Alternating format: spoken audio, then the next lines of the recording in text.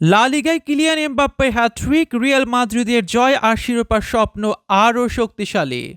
লা লিগার উত্তেজনা যখন তুঙ্গে, তখন কিলিয়ান এমবাপ্পে দেখালেন তার জাদু। রিয়াল ভায়োদলিদের বিপক্ষে হ্যাটট্রিক করে রিয়াল মাদ্রিদকে এনে দিলেন ৩-০ গোলের দাপুটে জয়। আর এ জয়ে শীর্ষস্থানে আরও শক্তভাবে জায়গা করে নিল লস ব্লাঙ্কোস।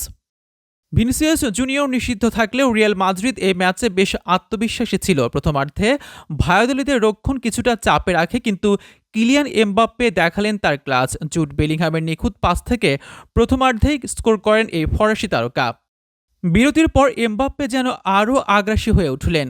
ঘণ্টাখানেকের মাথায় তার দুর্দান্ত কার্লিং শট রিয়াল ভায়োদলিদের রক্ষণের সব পরিকল্পনা ভেঙে দেয়। এটি ছিল লা লিগায় তার ১৪তম গোল।